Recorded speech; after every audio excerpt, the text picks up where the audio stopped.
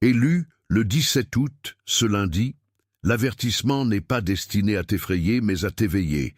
N'entre pas dans ce piège. Quelque chose peut se présenter comme une opportunité, une explication, une excuse ou une décision urgente. Et pourtant, sous sa surface attrayante, cela peut t'éloigner de l'obéissance. Tu as déjà ressenti cette tension. Ta poitrine se serre, tes pensées s'emballent, et une partie silencieuse de toi continue de dire « N'y va pas ». La question n'est pas de savoir si tu peux franchir cette porte, mais si la paix te conduit à la traverser. Il y a une différence entre une porte ouverte et une direction sûre. Il y a une différence entre être invité et être assigné. Quand tu sens qu'une saison compte, mais que tu ne peux pas nommer ce que Dieu forme en toi, le Secret Calendar of the Chosen peut t'aider à identifier la saison, comprendre pourquoi elle semble significative et reconnaître la différence entre une urgence craintive et un mouvement fidèle. Si tu es fatigué d'interpréter chaque retard tout seul, va maintenant en haut des commentaires et clique sur le lien dans le commentaire épinglé pour accéder à l'e-book. Puis reviens à ce message avec un cœur plus calme, car l'avertissement n'est pas une condamnation. C'est une protection. On ne te demande pas de paniquer à propos du 17 août, mais d'examiner ce qui a essayé de te pousser à désobéir à ce que tu sais déjà. Le piège s'annonce rarement avec un panneau indiquant « danger ».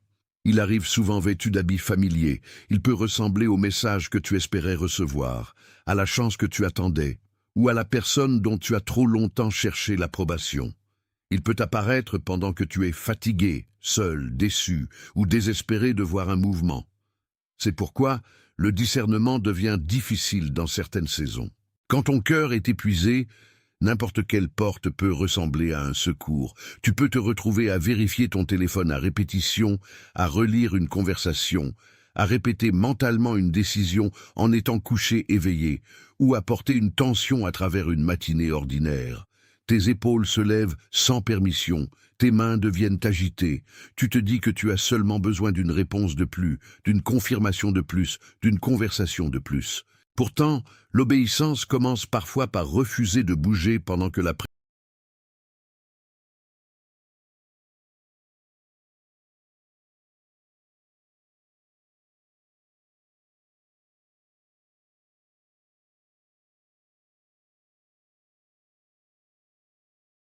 Attention, vous devez vous préparer maintenant. J'ai séparé un matériel pour ceux qui sentent que Dieu parle, mais ne savent pas quand ni quoi, et vivent dans la peur de manquer le bon moment.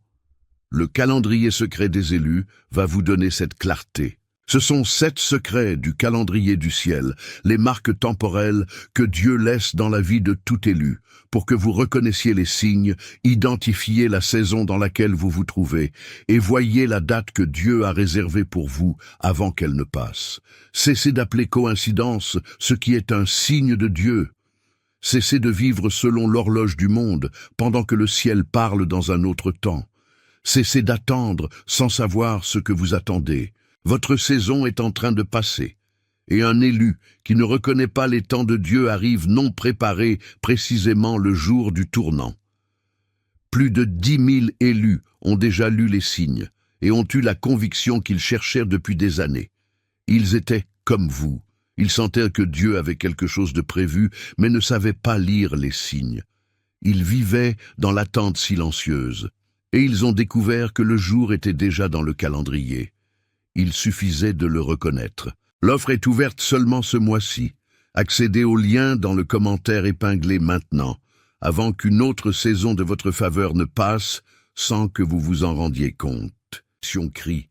L'avertissement ne dit pas que chaque invitation est mauvaise ou que chaque opportunité est trompeuse. Il te dit d'arrêter de laisser l'urgence devenir ton maître. Une décision qui exige que tu étouffes ta conviction avant de la prendre mérite une attention prudente.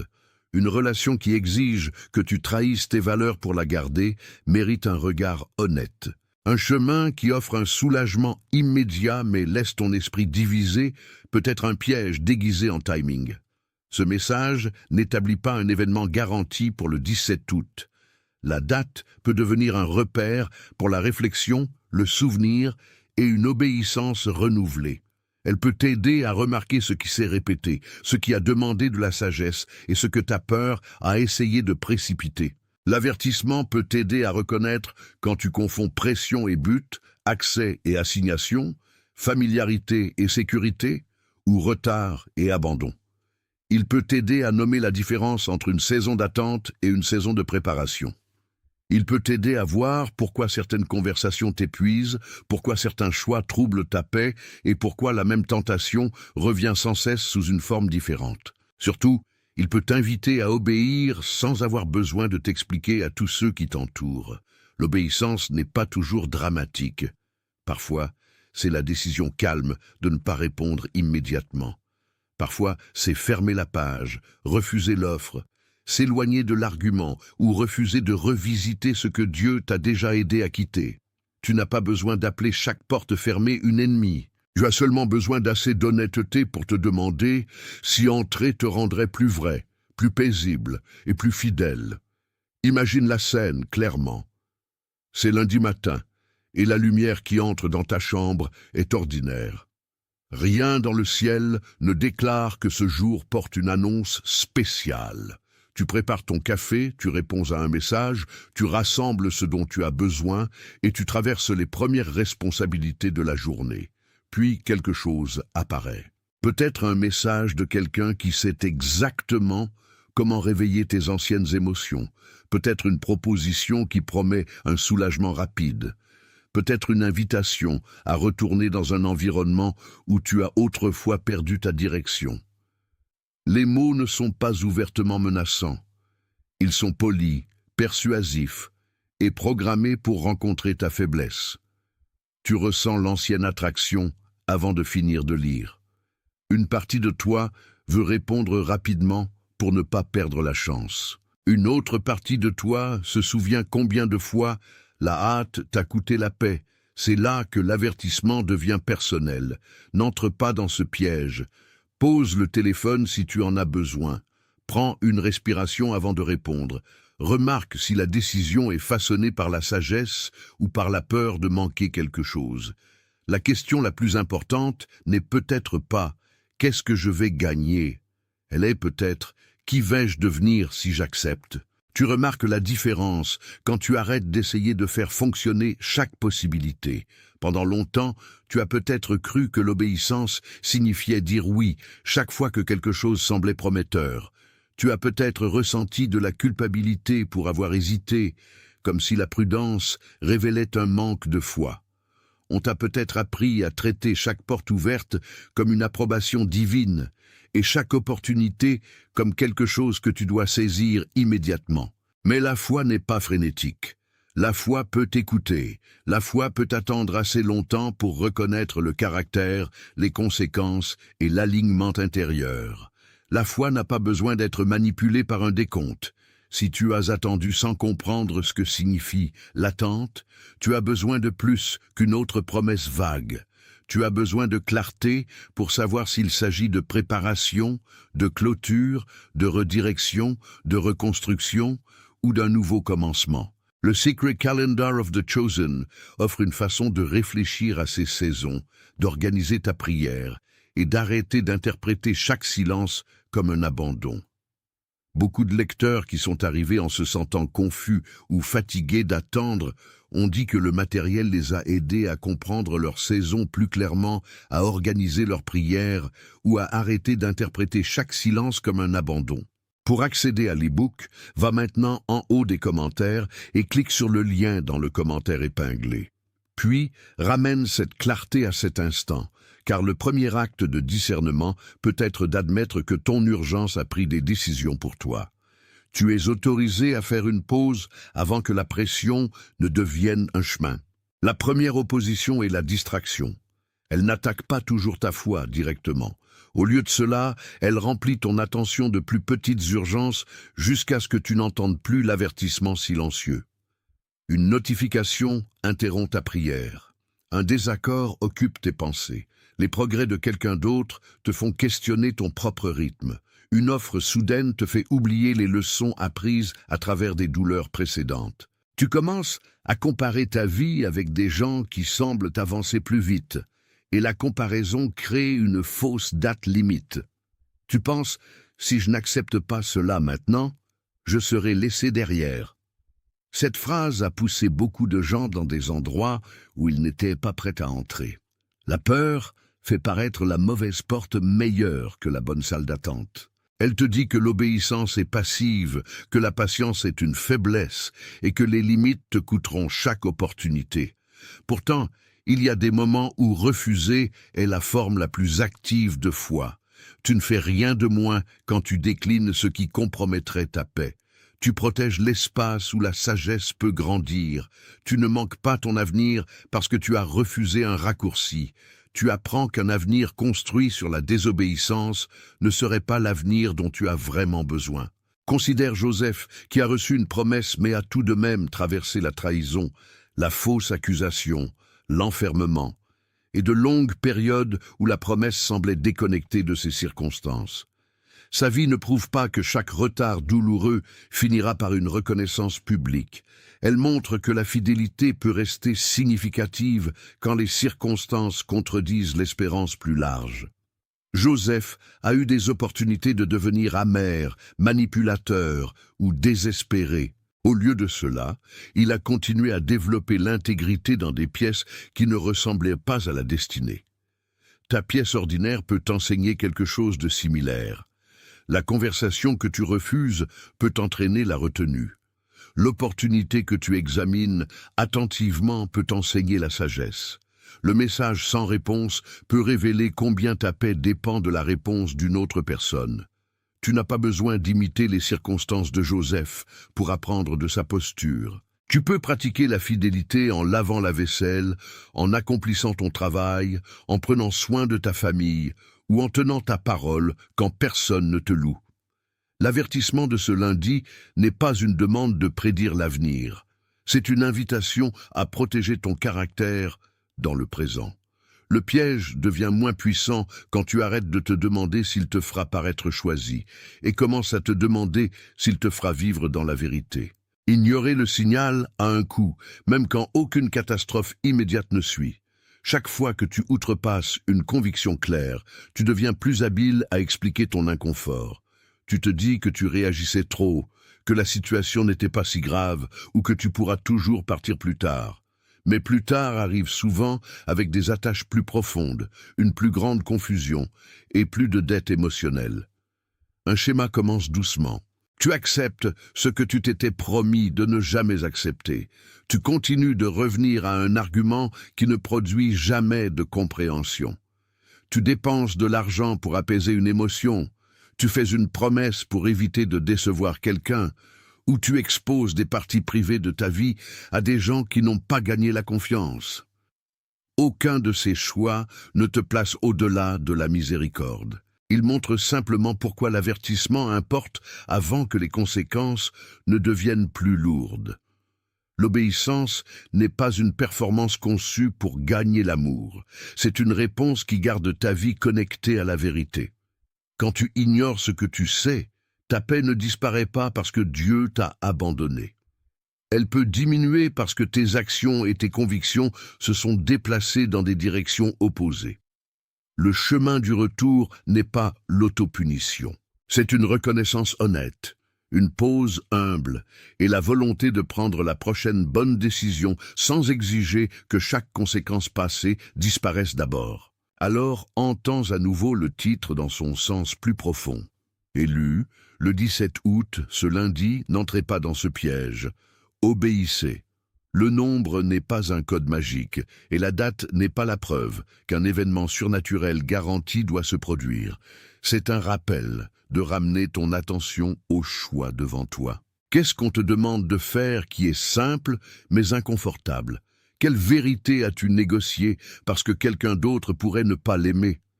Quelle invitation continue de te flatter tout en affaiblissant tes limites? Quelle peur insiste que tu dois décider avant d'avoir la paix? Si ce message donne un langage à l'endroit où tu te tiens, tape les mots 888 dans les commentaires comme une simple confirmation que tu choisis une obéissance prudente plutôt qu'une réaction précipitée, puis reviens au message. Il ne s'agit pas de faire une déclaration pour contrôler un résultat. Il s'agit de reconnaître le moment où tu arrêtes de remettre ton jugement à la pression. L'avertissement devient utile quand il change une réponse réelle, une réponse retardée, un non honnête, une sortie calme, une prière avant l'action, ou un refus de confondre attention et amour. Il y a une couche plus profonde sous le piège évident. Parfois, le plus grand danger n'est pas l'invitation elle-même, mais le schéma interne qui rend l'invitation irrésistible. Tu peux être habitué à gagner l'appartenance en te surmenant. Tu peux te sentir précieux seulement quand quelqu'un a besoin de ton secours. Tu as peut-être appris à appeler l'intensité émotionnelle amour, parce que les relations calmes semblaient autrefois inhabituelles. Tu peux confondre le fait d'être choisi par une autre personne avec le fait d'être en sécurité en Dieu. Ces schémas ne sont pas des raisons de te condamner. Ce sont des endroits où la sagesse doit devenir spécifique. L'ennemi de l'obéissance n'est pas toujours la rébellion. Parfois, c'est la peur que l'obéissance te laisse seul. Cette peur peut te faire accepter des miettes, tolérer la confusion et appeler l'instabilité un test spirituel. Tu peux croire que si tu t'éloignes, rien de mieux ne viendra. Mais le but d'une limite n'est pas de garantir ce qui arrive ensuite. C'est d'arrêter de coopérer avec ce qui nuit à ta capacité de vivre honnêtement. Le piège commence souvent là où tu t'abandonnes toi-même pour garder l'accès à quelqu'un d'autre. L'avertissement te rappelle avant que ton identité ne devienne dépendante d'un arrangement qui exige que tu restes divisé. La reconnaissance seule ne suffit pas. Tu peux comprendre le schéma et le répéter quand la même pression revient. Tu peux identifier le piège et y entrer quand même, parce que la douleur familière semble plus sûre qu'une liberté inconnue. Tu as besoin d'un compagnon pratique pour les moments où l'émotion devient bruyante et où le prochain pas est flou. Le Sacred Calendar of the Chosen peut t'aider à transformer la réflexion en prière, la prière en discernement et le discernement en une décision quotidienne fidèle. Il peut t'aider à examiner si tu attends, si tu te prépares, si tu fermes un cycle, si tu reconstruis ou si tu recommences sans réagir à chaque sentiment comme à un ordre. Il peut aussi t'aider à séparer la peur de la direction quand les deux semblent parler avec urgence. Pour appliquer ce message à ta vie réelle, va maintenant en haut des commentaires et clique sur le lien dans le commentaire épinglé pour accéder à l'e-book. Puis reviens à la question sous l'avertissement. À quoi ressemblerait l'obéissance avant que tu connaisses le résultat? Cette question peut t'empêcher d'exiger la certitude comme condition de la foi. Tu ne recevras peut-être pas une carte complète aujourd'hui, mais tu peux recevoir assez de lumière pour le prochain pas honnête. Le piège perd son pouvoir quand tu arrêtes de demander la permission d'obéir à ce que la vérité a déjà rendu clair. Ton esprit, ton corps et ton esprit peuvent réagir différemment à la même décision. Ton esprit peut lister les bénéfices, comparer les risques et construire des explications convaincantes. Ton corps peut se serrer, s'emballer, se figer ou devenir agité avant que tu puisses expliquer pourquoi. Ton esprit peut reconnaître une différence silencieuse entre la peur et la conviction. Aucun de ces signaux ne doit être traité comme un oracle infaillible. Les réactions corporelles peuvent être façonnées par l'épuisement, les expériences passées ou le stress, et les pensées peuvent être influencées par des suppositions. Le discernement exige de la patience plutôt que de la superstition. Demande ce qui est vrai. Demande ce qui est cohérent avec tes valeurs. Demande si le choix permet l'honnêteté, la responsabilité et la paix. Remarque si tu te sens poussé à cacher des faits essentiels ou à bouger avant qu'une sagesse de confiance puisse être considérée. Un avertissement de Dieu ne te demande pas de devenir soupçonneux envers tout le monde. Il t'invite à devenir vrai sur ce qui se passe à l'intérieur et autour de toi. Laisse ton raisonnement examiner les faits. Laisse ton corps te dire quand tu as besoin de ralentir. Laisse la prière amener tes motifs à la lumière. Quand ces couches sont considérées ensemble, tu peux découvrir que la réponse n'est pas dramatique. Elle peut simplement être que tu n'as pas besoin d'entrer aujourd'hui. Le discernement apparaît aussi dans les relations et les environnements. Tu n'as pas besoin d'étiqueter quelqu'un comme un méchant pour reconnaître que son influence est malsaine pour toi. Tu n'as pas besoin d'accuser tout un lieu de travail, une famille ou une communauté parce qu'un schéma t'éloigne à répétition de l'intégrité. La sagesse peut être précise. Elle peut dire « je tiens à cette personne ». Mais je ne peux pas continuer cette conversation sous cette forme. Elle peut dire « cette opportunité peut être utile pour quelqu'un d'autre, mais elle n'est pas juste pour moi maintenant ». Elle peut dire « je ne discuterai pas de sujets privés avec des gens qui transforment la vulnérabilité en divertissement ». De telles décisions ne sont pas automatiquement de l'isolement. Elles peuvent être une intendance responsable de ton attention et de ta confiance. Le piège utilise souvent des voies familières parce que la familiarité abaisse ta garde. Quelqu'un peut connaître ton histoire et ne pas avoir la permission de diriger ton avenir. Quelqu'un peut s'excuser et avoir encore besoin de démontrer un changement dans le temps.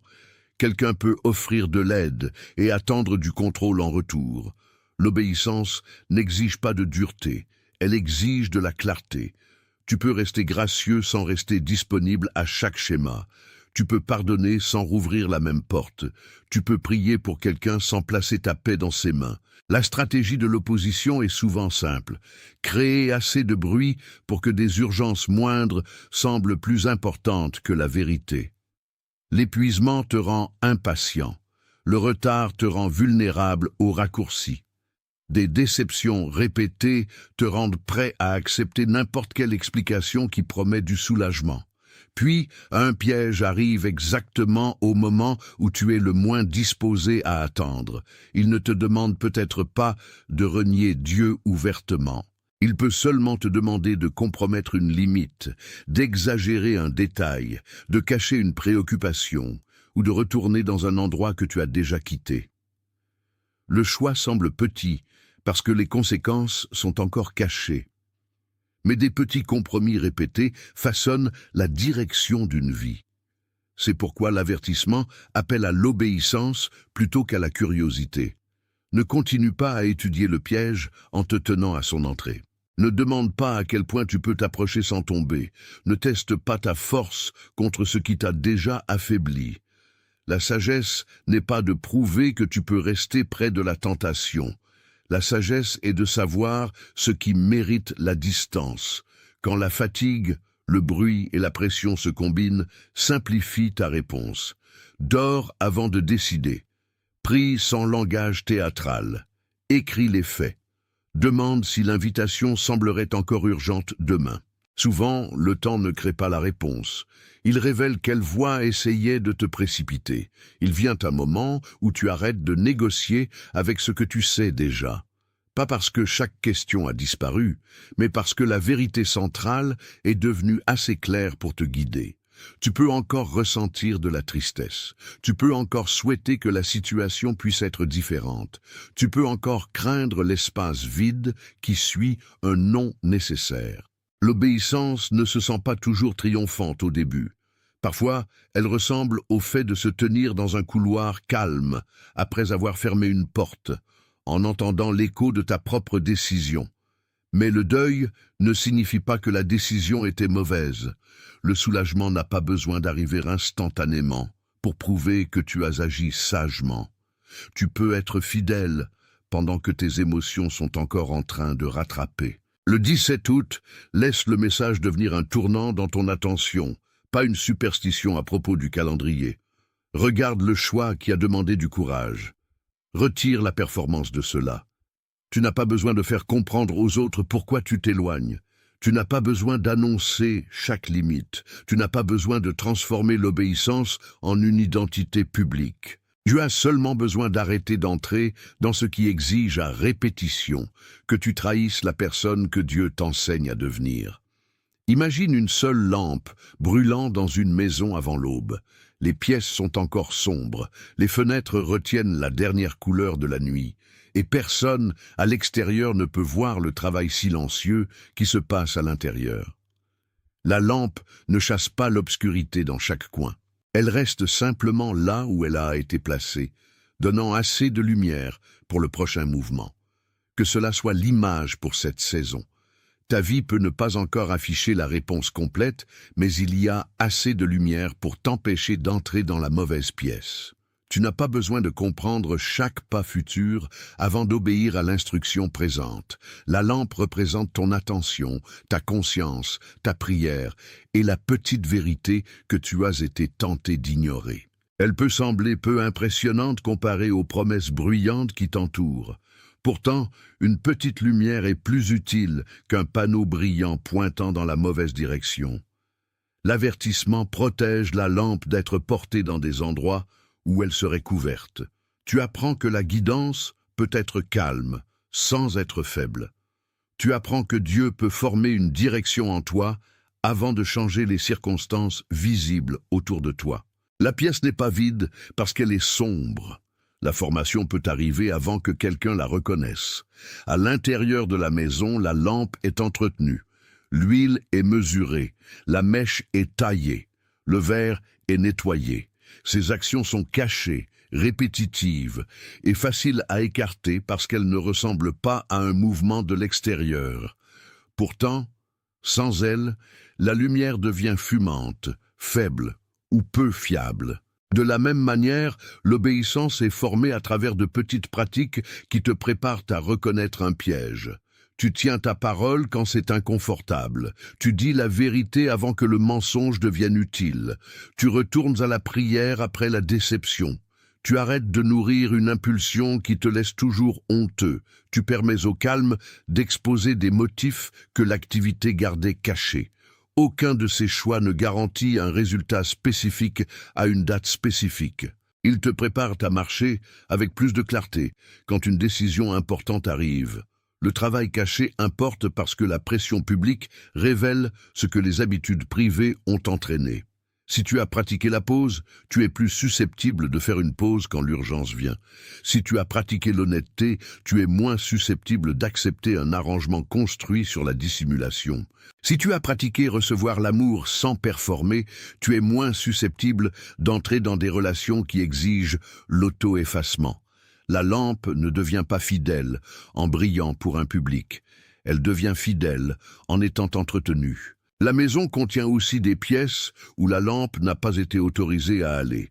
Certains espaces ont été gardés fermés parce qu'ils contenaient des souvenirs que tu n'étais pas prêt à affronter. Certains ont été négligés parce que tu craignais ce que la lumière pourrait révéler.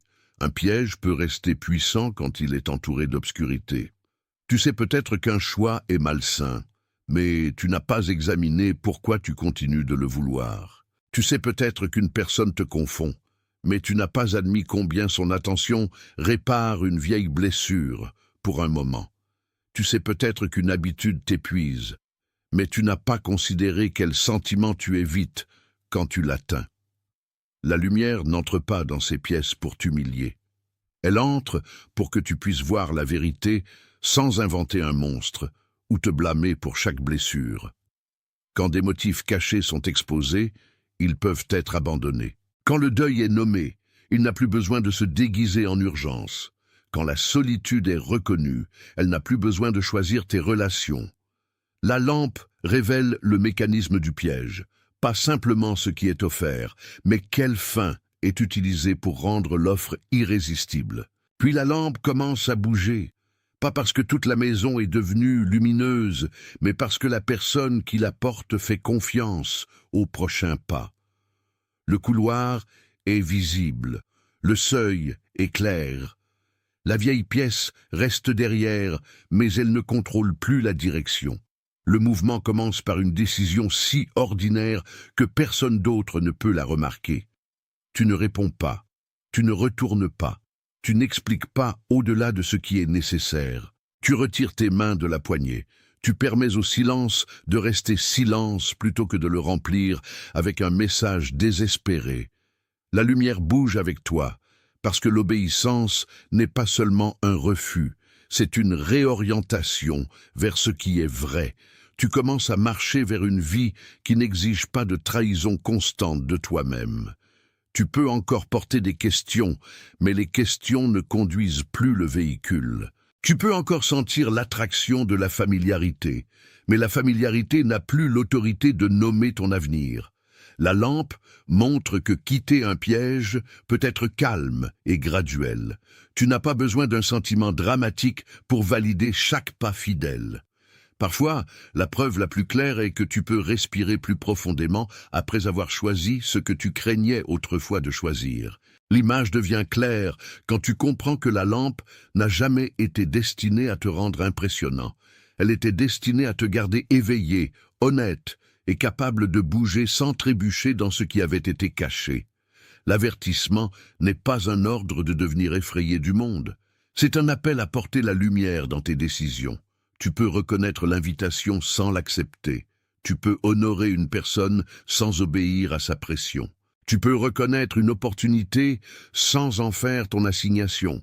Si cette image parle à la saison que tu vis, tape « Je suis éveillé » dans les commentaires, puis reviens au message. Que la phrase représente la reconnaissance, pas une formule magique ou une promesse que les circonstances changeront instantanément. Le travail important est ce qui suit la reconnaissance. Tu examines l'encadrement de la porte. Tu demandes ce qu'elle exige. Tu remarques si elle te rend plus vrai ou plus divisé. Tu te souviens qu'un piège peut être attrayant et encore dangereux. La lampe n'est pas bruyante, mais elle est fidèle. En revenant de cette image, porte sa leçon dans la conversation réelle, l'offre, l'habitude, ou la relation qui t'a demandé de bouger plus vite que la paix ne le permet. La lampe revient avec toi dans le monde ordinaire. Elle entre dans la cuisine, le lieu de travail, la voiture, la chambre et les espaces où tu vis tes jours. Elle ne transforme pas chaque pièce en lumière éclatante. Elle donne assez de clarté pour le prochain pas honnête. Tu n'as pas besoin de voir toute la maison pour avancer. Tu as seulement besoin de suffisamment de lumière pour ne pas entrer dans le piège. Le 17 août, laisse cet avertissement devenir un rappel. N'entre pas dans ce piège, obéis, la lampe reste avec toi, non pas comme un spectacle, mais comme un compagnon silencieux. Elle t'apprend que tu peux marcher sans tout comprendre. Attention, vous devez vous préparer maintenant. J'ai séparé un matériel pour ceux qui sentent que Dieu parle, mais ne savent pas quand, ni quoi, et vivent dans la peur de manquer le bon moment. Le calendrier secret des élus va vous donner cette clarté. Ce sont 7 secrets du calendrier du ciel, les marques temporelles que Dieu laisse dans la vie de tout élu, pour que vous reconnaissiez les signes, identifiez la saison dans laquelle vous vous trouvez, et voyez la date que Dieu a réservée pour vous avant qu'elle ne passe. Cessez d'appeler coïncidence ce qui est un signe de Dieu. Cessez de vivre selon l'horloge du monde, pendant que le ciel parle dans un autre temps. Cessez d'attendre sans savoir ce que vous attendez. Votre saison est en train de passer. Et un élu qui ne reconnaît pas les temps de Dieu arrive non préparé précisément le jour du tournant. Plus de 10 000 élus ont déjà lu les signes et ont eu la conviction qu'ils cherchèrent depuis des années. Ils étaient comme vous. Ils sentaient que Dieu avait quelque chose de prévu, mais ne savaient pas lire les signes. Ils vivaient dans l'attente silencieuse. Et ils ont découvert que le jour était déjà dans le calendrier. Il suffisait de le reconnaître. L'offre est ouverte seulement ce mois-ci. Accédez au lien dans le commentaire épinglé maintenant, avant qu'une autre saison de votre faveur ne passe sans que vous vous en rendiez compte.